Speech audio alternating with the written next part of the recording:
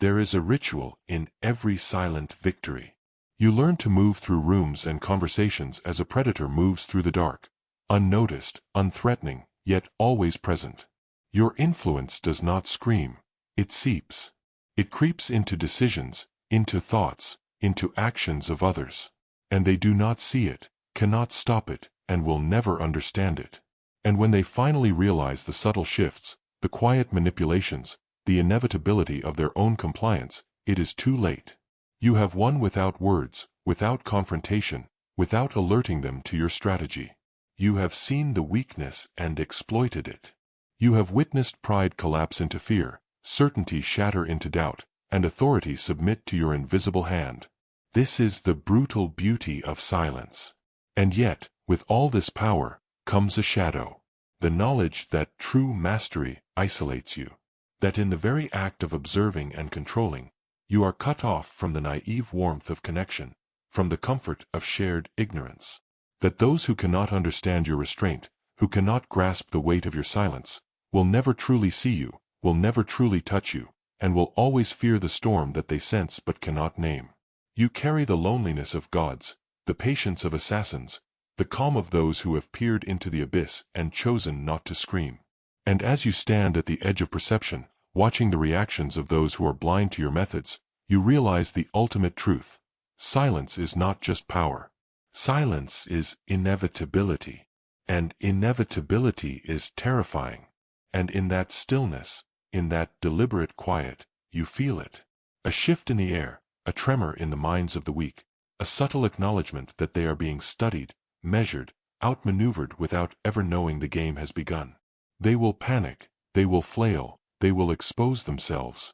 And when they do, you will already be steps ahead, untouched, invisible, untouchable. And in that knowledge, the cold realization sets in, heavy and unavoidable. You are not like them. You never will be. And they will never stop trying to fill the emptiness you create, never stop trying to speak over your quiet, never stop trying to pull you into their chaos. But it is too late. You are already beyond. Already in control. Already the silent storm that reshapes minds, bends perception, and dominates without declaration. And as you feel the subtle pulse of victory through observation alone, you sense the next move forming, a challenge you cannot yet see, a weakness not yet revealed, a confrontation that waits for the perfect moment. The game is far from over, and yet, it already belongs to you. The moment someone reacts too strongly, you see it. Not in their words, not in their excuses, but in the sudden shift of their body, the sharp change in their tone, the nervous energy that leaks from their eyes like light through cracked glass. Overreaction is never strength. It is the scream of a mind losing control. It is the reflex of fear dressed up as confidence. You felt it before, that strange tension in the air when someone hears a truth they weren't ready for, when a simple silence makes them uncomfortable, when a calm stare makes their heart beat faster. In that instant, their mask slips. And what appears is raw, human, fragile. The world teaches people to hide, to smile, to pretend, but it never teaches them how to master their emotions. So when pressure arrives, when uncertainty enters the room, when they feel watched instead of heard, they break. Not dramatically. Subtly. A raised voice. A forced laugh. A rushed explanation. A sudden attack. These are not signs of power. These are flares fired into the sky, announcing where the weakness lives. And once you see it, you can never unsee it. Most people believe enemies reveal themselves through actions. They're wrong. Actions are filtered, planned, controlled. Reactions are the truth escaping under pressure. A reaction is the nervous system speaking before the mind can lie. It is the purest form of psychological confession. When someone overreacts, they are showing you what matters to them, what threatens them, what they fear losing, what they are insecure about, what controls their sense of identity. A calm person under pressure is dangerous. A reactive person under pressure is exposed. You don't need to interrogate. You don't need to confront. You don't need to accuse. You only need to watch. Observation is the highest form of dominance because it requires no energy and yields total information. While others speak, you collect data. While others defend, you map weaknesses. While others react, you learn exactly where to strike, or where to simply apply pressure and let their own mind collapse. There is a cruel beauty in this. You begin to realize how predictable human beings are. The one who gets angry when ignored is afraid of being invisible. The one who mocks when challenged is hiding insecurity. The one who talks too much when silent tension rises is terrified of being judged. The one who lashes out when questioned feels exposed. Every overreaction is a psychological fingerprint. And once you recognize the patterns, you can read people faster than they can understand themselves. You see their wounds before they speak of them. You sense their fears before they admit them. You feel their weaknesses before they become aware of them.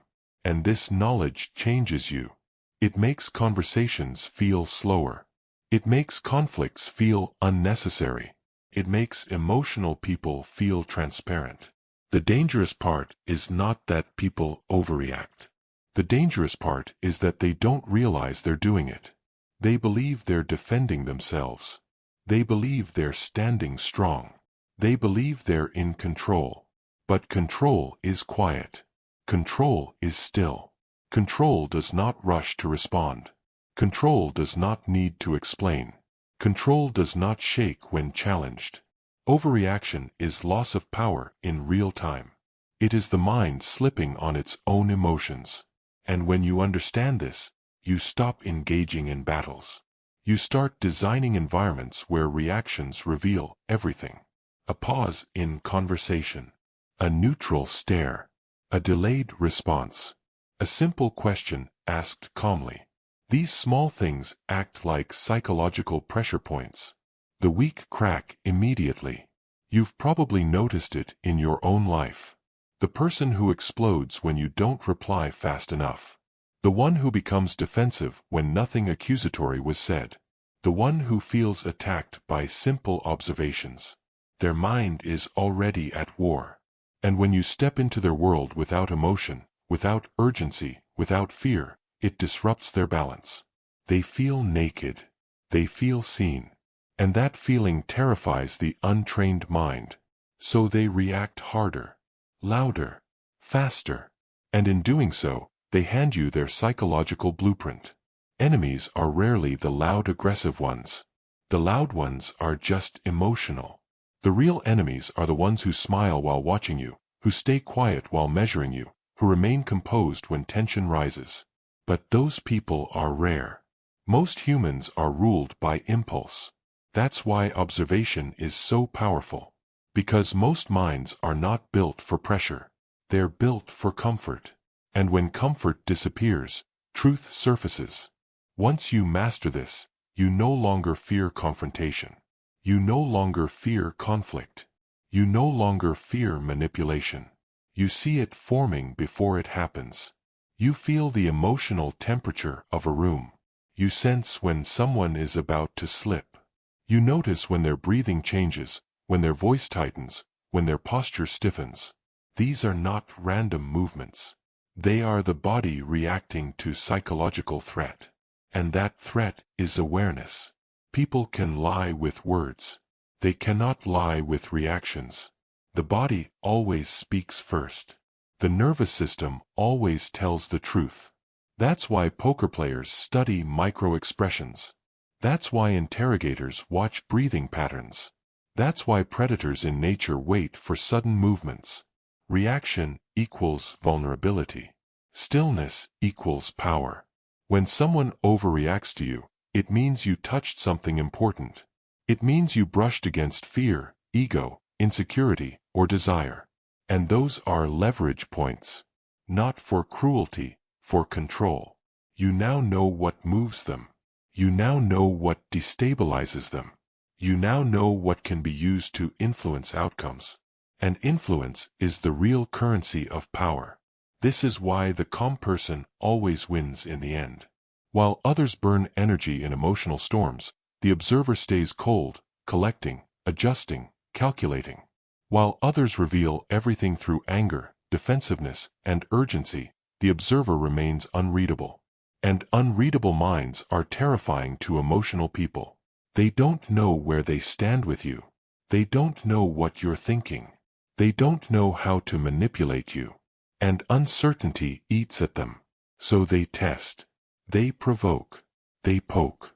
They push. And every test creates another reaction. Another reveal. Another weakness exposed. It becomes a cycle where they exhaust themselves trying to figure you out while you already understand them completely.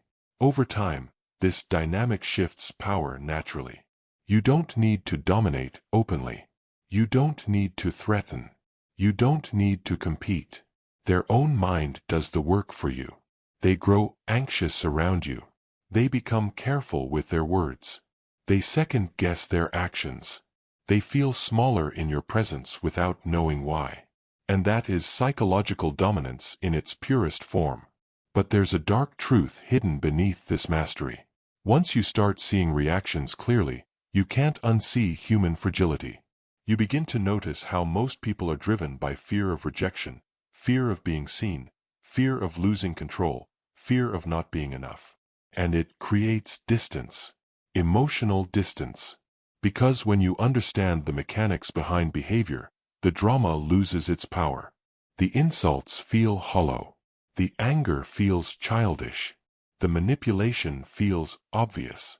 And slowly, you stop relating to people the same way. You become quieter. Not because you're shy. Because you're aware. You become slower to respond. Not because you're weak. Because you're calculating. You become harder to provoke. Not because you don't feel, but because you understand what reactions cost. And with that understanding comes loneliness. Because most people live in reaction. They bond through emotional outbursts. They connect through shared drama. They feel alive through chaos. And when you step out of that world, when you stop feeding emotional storms, when you stop reacting on impulse, you become different. Quieter, colder, more distant, and others feel it. They sense that you are no longer playing the same emotional game. Some will respect it. Many will fear it. A few will try desperately to break it. Those are the ones who overreact the hardest. They will push boundaries, raise voices, accuse, manipulate, create drama. All to pull you back into emotional chaos where they feel powerful. And every time you remain calm, every time you observe instead of react, their frustration grows. And frustration always reveals more truth. You'll see jealousy disguised as jokes, fear disguised as anger, insecurity disguised as dominance, desperation disguised as confidence. And the more they reveal, the clearer the psychological landscape becomes. At some point, you realize something unsettling. You're no longer reacting to life. Life is reacting to you. Your silence changes rooms. Your calm shifts conversations. Your presence alters emotional energy. People behave differently around you. More carefully. More nervously. More thoughtfully. And that's when you understand the final layer of this power. Once people know you don't overreact, they start controlling themselves around you. You don't need to dominate them. They self-regulate in your presence. And that is the highest form of psychological control. But it comes with a cost. You begin to feel separated from the emotional world. Like you're watching humanity from behind glass. You see the patterns. You see the fragility. You see the fear running most decisions. And sometimes you wonder if this awareness is strength or isolation disguised as wisdom. Because once you see how easily minds reveal themselves, once you understand how predictable reactions are, once you recognize how power flows through emotional control, there is no going back to innocence. You will never argue the same. You will never trust the same. You will never connect the same. You will always be watching. And as you stand there, calm in the middle of emotional storms, collecting truths others spill without realizing, you begin to sense something deeper forming beneath the surface. A realization that observation alone is not the end of power, that there are darker layers to influence, deeper forms of control, more silent weapons yet to be mastered. Pain is the first language you ever learned, long before logic, long before strength, long before confidence. As a child you cried when something hurt because pain demanded attention. As an adult you hide it, swallow it, pretend it doesn't exist, but it never leaves. It waits.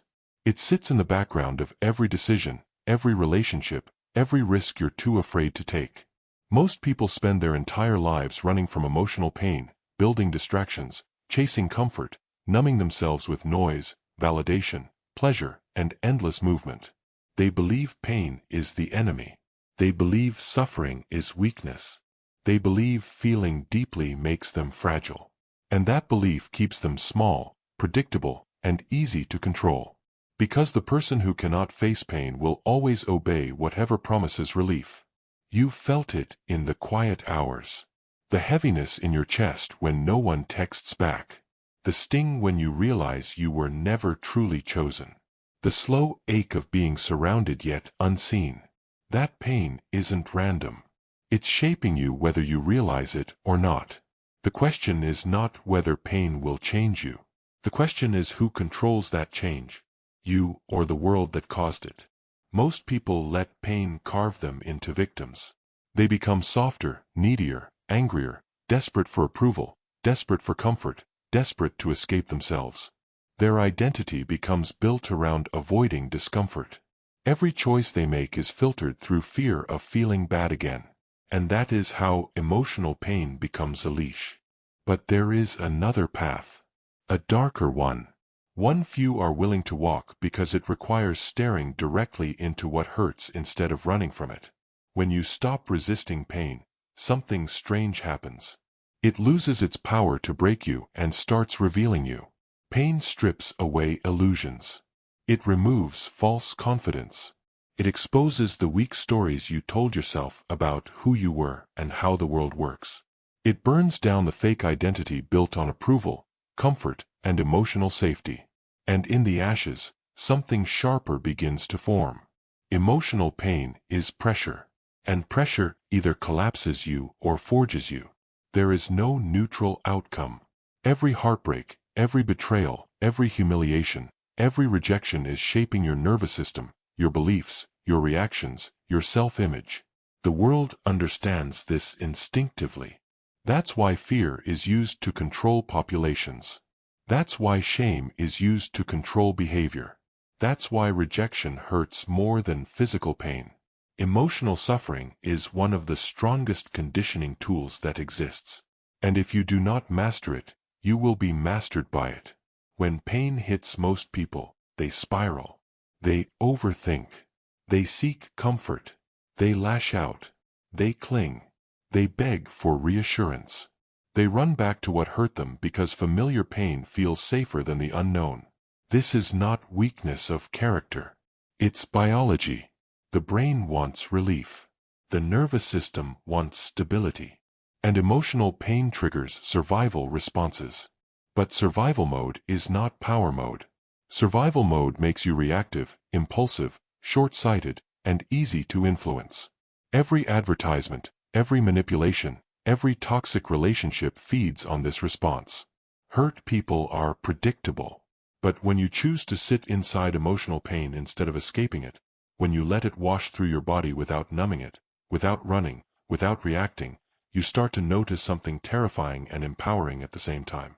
The pain rises like a wave, and then falls. It doesn't kill you. It doesn't destroy you. It peaks, breaks, and passes. And every time you survive it consciously, your threshold expands. What once shattered you now barely shakes you. What once controlled you now informs you. This is where identity begins to change. You stop seeing yourself as someone who needs comfort to function. You stop needing external validation to feel stable. You stop chasing people who hurt you just to feel whole again.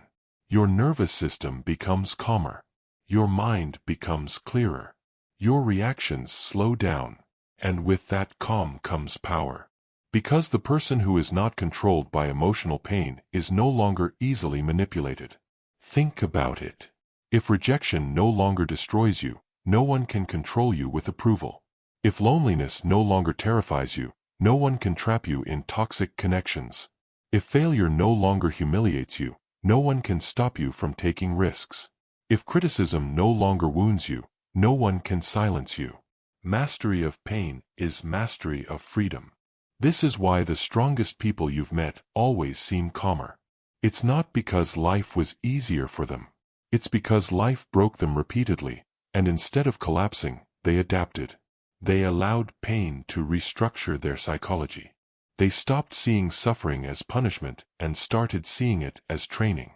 Each emotional wound taught them where they were attached, where they were weak, where they were dependent, where they were afraid. And they worked on those areas quietly, ruthlessly. Pain becomes a map. It shows you exactly where your identity is fragile. If abandonment hurts deeply, you're attached to external validation. If disrespect enrages you, your ego is unstable. If loneliness crushes you, you're afraid of your own mind. If failure paralyzes you, your self-worth is conditional. Every emotional trigger is a lesson waiting to be mastered. And when you master it, your perception of reality changes. You stop seeing events as personal attacks and start seeing them as information. You stop interpreting rejection as proof of unworthiness and start seeing it as redirection or incompatibility. You stop viewing suffering as injustice and start viewing it as psychological refinement. This doesn't make you cold.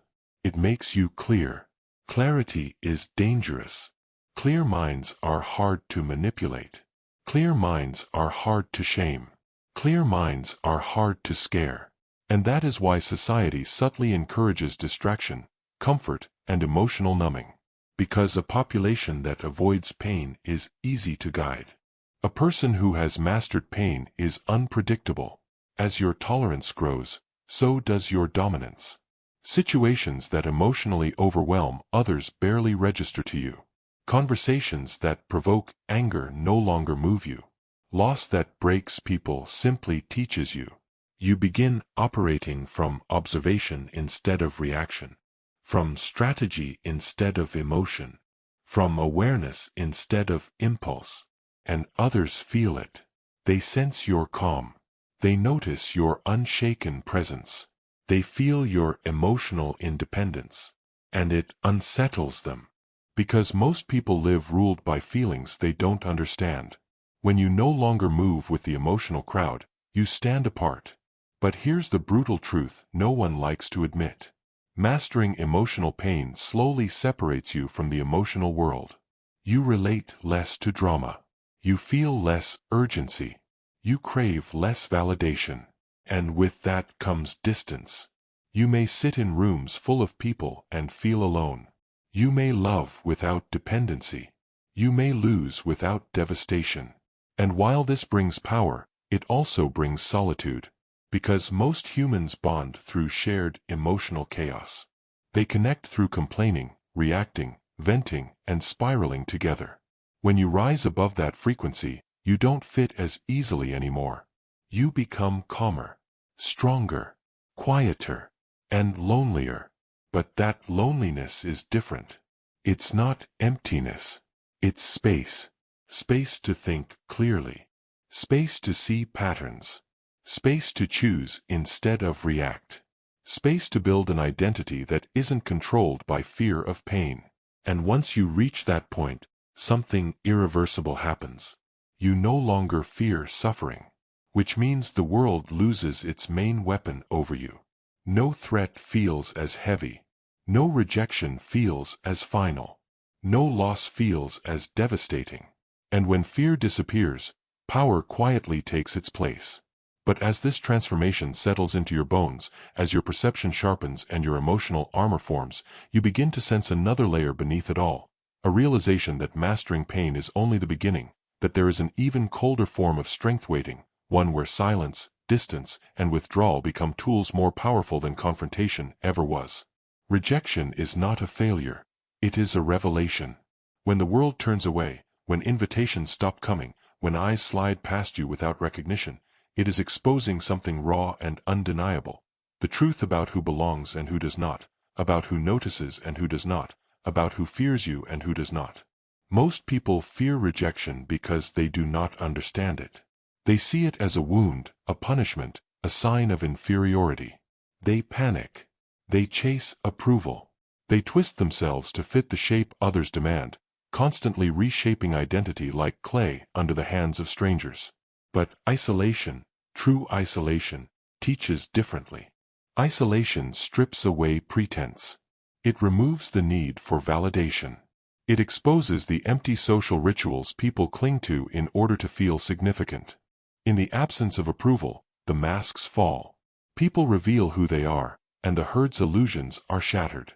You learn that loyalty is often performative, that connection is often conditional, that admiration is often superficial. And in this brutal clarity, you begin to see the world as it truly is, not as a place of warmth and belonging, but as a chessboard of perception, power, and survival. Aloneness is terrifying at first. Nights stretch endlessly. Voices in your head repeat every slight, every judgment, every memory where you were overlooked, dismissed, or humiliated. But in that space, something begins to form. The noise of society fades. The endless chase for approval disappears. Your mind, once cluttered by the need to perform, to conform, to be liked, finds room to think, to analyze, to see. Isolation does not create weakness, it creates perspective. And perspective is a weapon. Alone, you begin to notice patterns the herd misses. You see how people move in predictable ways, how fear shapes decisions, how status dominates behavior, how loyalty dissolves under pressure. You begin to understand the subtle currents of influence that the masses never recognize, the invisible rules that govern behavior, the mental architecture that drives societies without anyone admitting it. And once you see these patterns, you are no longer a part of the herd. You are outside it, above it, and the herd becomes transparent to you. Rejection also sharpens instinct.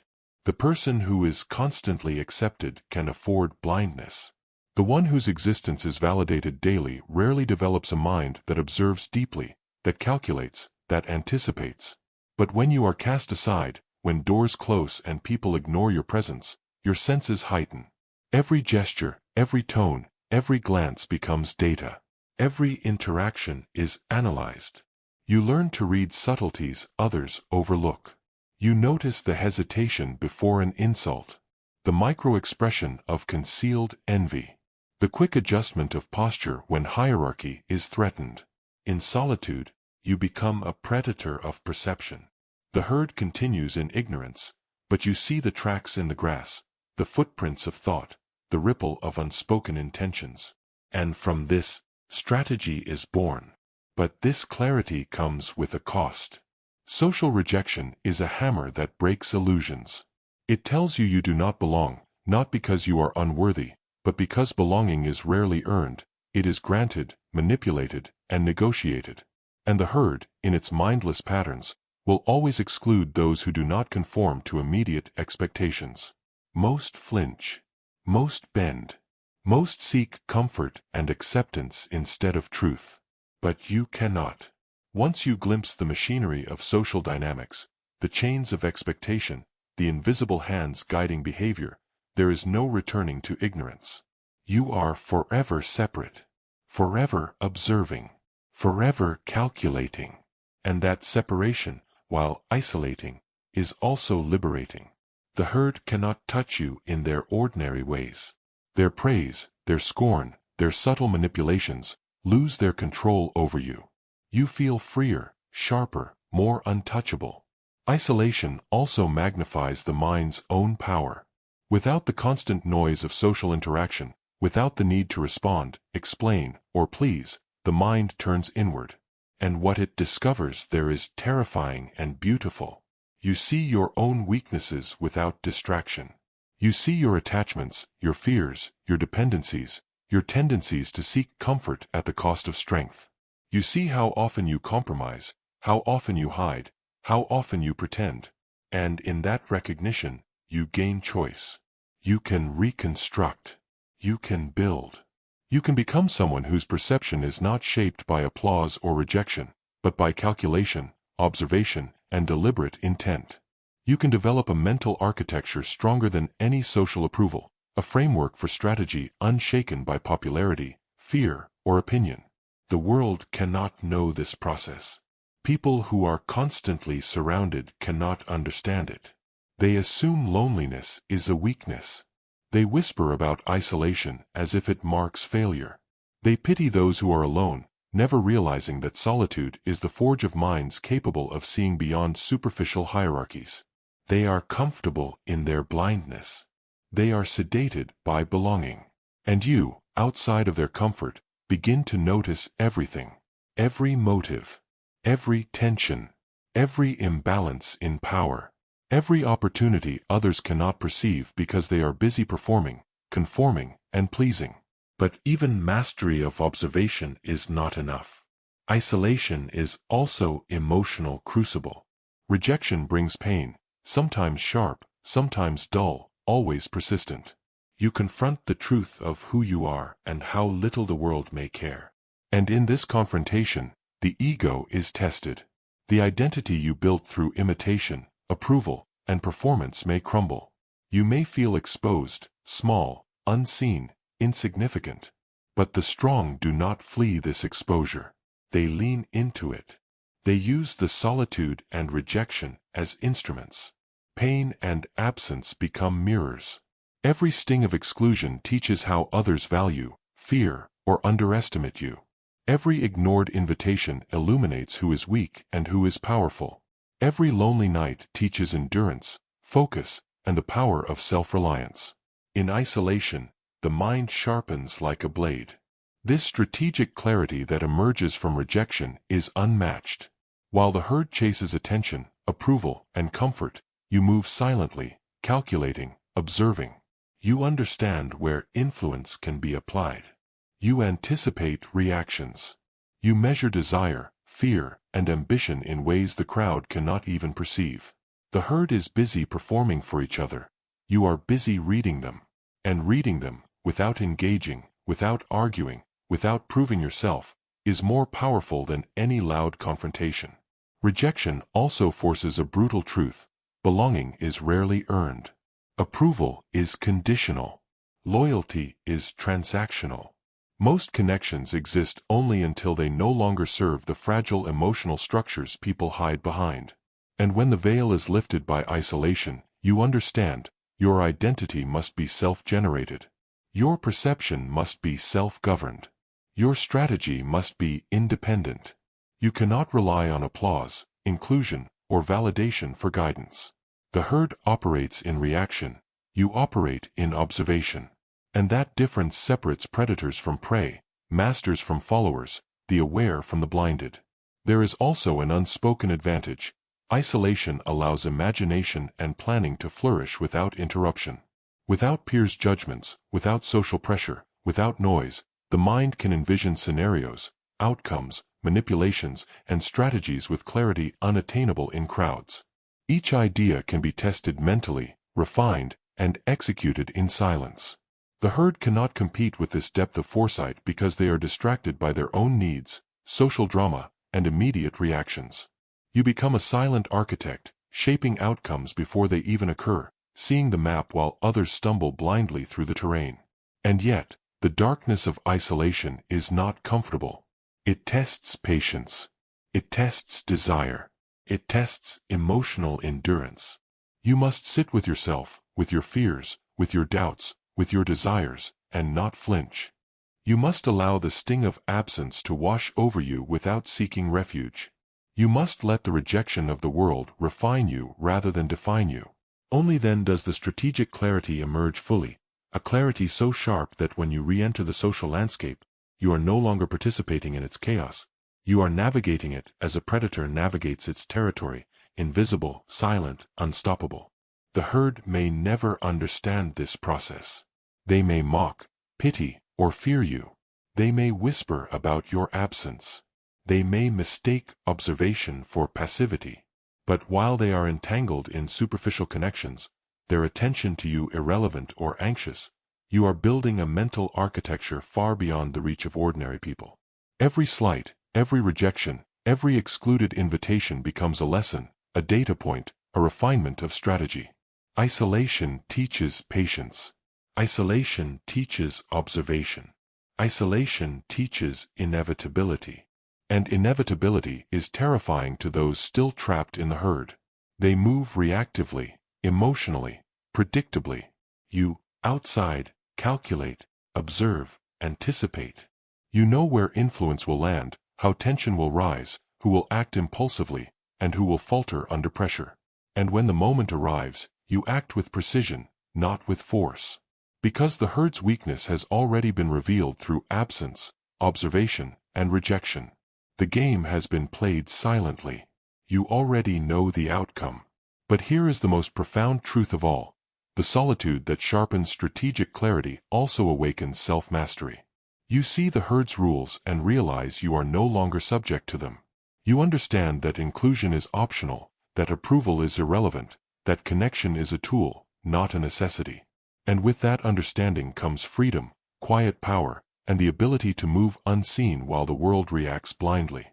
And as you sit alone, observing, calculating, refining, you feel it, the hunger for connection, the sting of absence, the raw exposure of being unseen, yet it no longer binds you. It becomes fuel. Every pang of rejection feeds strategy. Every moment of isolation feeds foresight. Every whisper of social exclusion feeds dominance. You are outside the herd, and from here, you see everything. And in that realization, you understand something chilling. The herd will never perceive your clarity. They will continue to stumble, overreact, conform, and exhaust themselves. And while they live as blind participants, you are already steps ahead, silently reshaping the world around you with observation, patience, and understanding. You are alone, yes. But in that aloneness, you are unstoppable. You have always felt it, haven't you? That gnawing emptiness inside, the silence screaming louder than any words. People look at you, but they never see you. They sense the quiet storm beneath your calm face, and it terrifies them more than confrontation ever could. You have been conditioned to obey, to nod, to smile while the world chips away at the fragile pieces of your mind. Every rejection, every ignored glance, every subtle betrayal has built a fortress around your loneliness.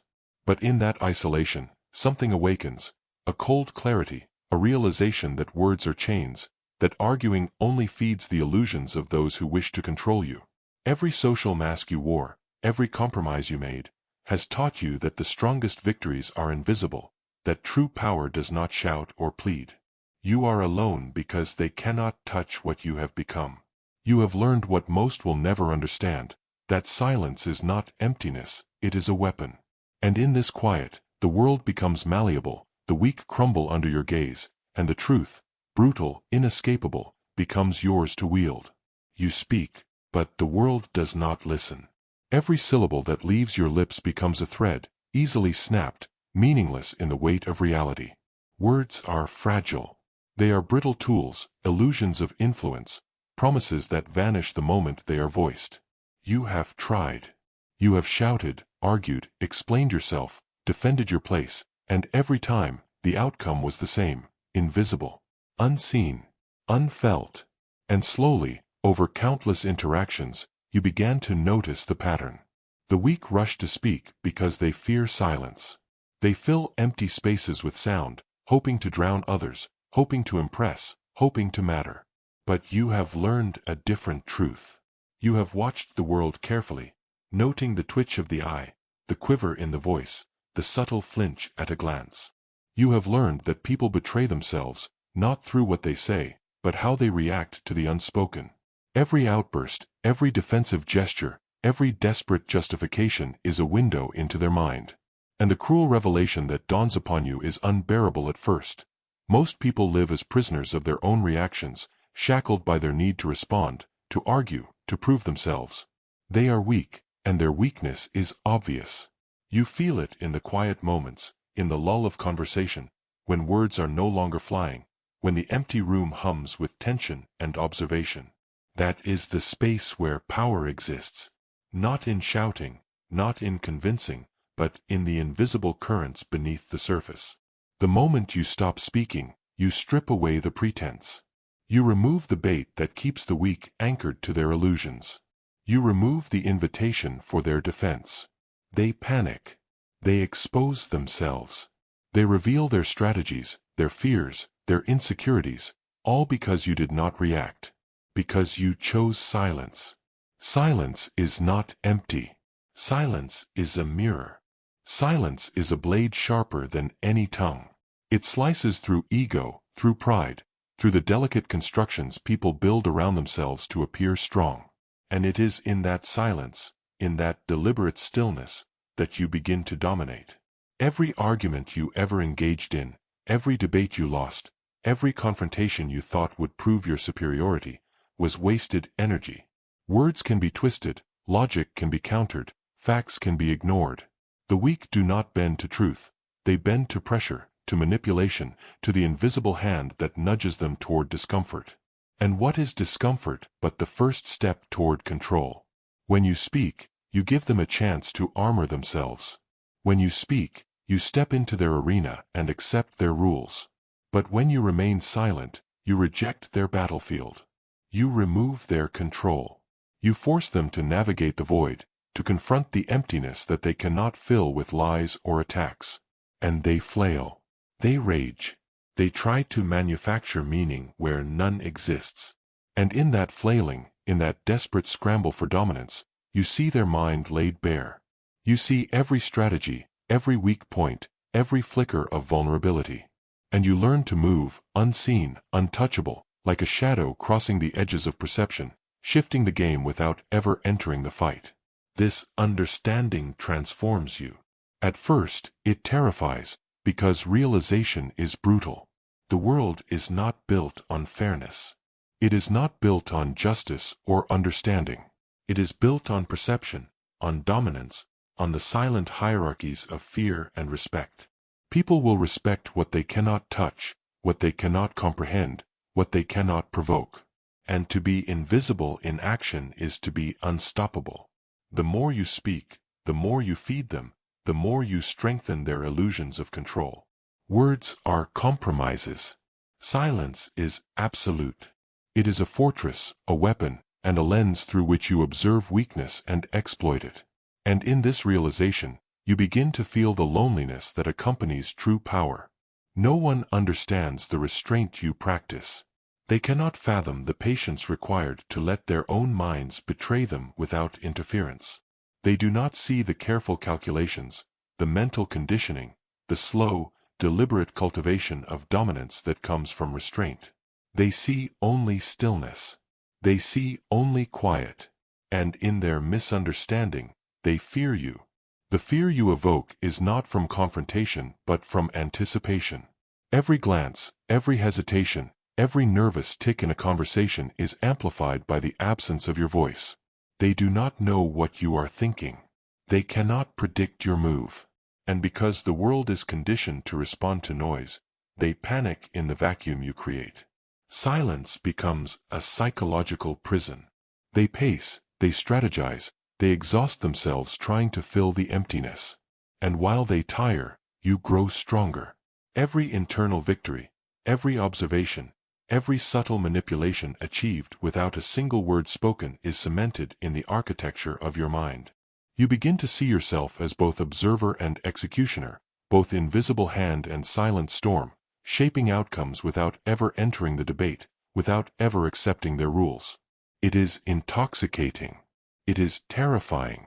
It is the highest form of domination, the knowledge that you can win without fighting, that the world bends subtly to the one who refuses to shout, who refuses to justify, who refuses to feed the illusions of those around them. But mastery of silence is not simply absence of sound, it is mastery of self. You cannot wield this power if you are still chained to emotion, if your identity still trembles in the face of social expectation, if your pride still demands acknowledgement. To remain silent while observing the chaos of others requires detachment, a ruthless understanding of human nature, a cold acceptance of the brutality of perception. You must embrace the loneliness that comes with understanding. You must embrace the knowledge that most will misinterpret your calm as weakness. You must accept that your isolation is a consequence of insight. And in that acceptance, you find clarity. Clarity that others are playing a game they cannot even comprehend, that their reactions are predictable, that their minds are fragile, and that you have the tools to bend them without resistance.